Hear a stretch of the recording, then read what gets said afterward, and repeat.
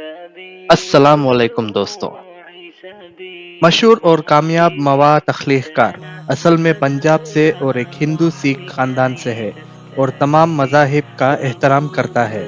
تاہم پارم سنگھ نے اعتراف کیا کہ وہ اسلام کے بارے میں غلط تصور رکھتا تھا اور اس کے بارے میں انتہا پسندی کے حوالے سے سوچتا تھا۔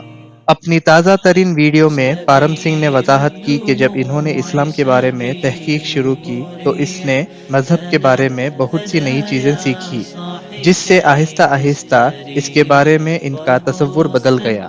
اس نے یوٹیوب پر اسلامی ردعمل کی ویڈیوز بنانا شروع کی، لیکن آخرکار اس نے اسلام میں گہری دلچسپی لینا شروع کر دی اور اس کا دل اس سے جڑ گیا۔ پارم سنگھ نے اعتراف کیا کہ وہ اسلام کے لیے اپنی نئی محبت کا اعتراف کرنے میں ہچکچاہٹ کا شکار تھے، لیکن ایک سال قبل اس کو قبول کرنے کی ہمت کی۔ اس یوٹیوبر نے اسلام کی طرف اپنے سفر کا اشتراک کیا اور کس طرح وقت کے ساتھ اس کی مذہب میں دلچسپی بڑھتی گئی، بالآخر اس کا تبدیلی کا باعث بنا۔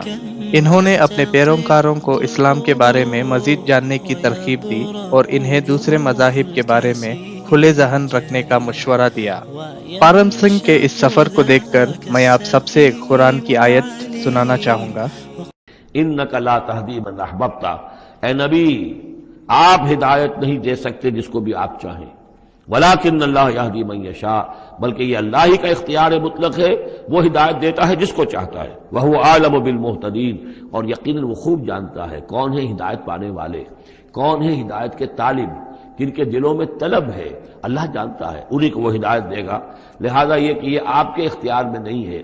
مجھے امید ہے یہ ویڈیو آپ سب لوگوں کو پسند آیا ہوگا۔ مہربانی لائک، شیئر اور سبسکرائب کرنا مت بھولیے گا۔ السلام علیکم ورحمۃ اللہ وبرکاتہ۔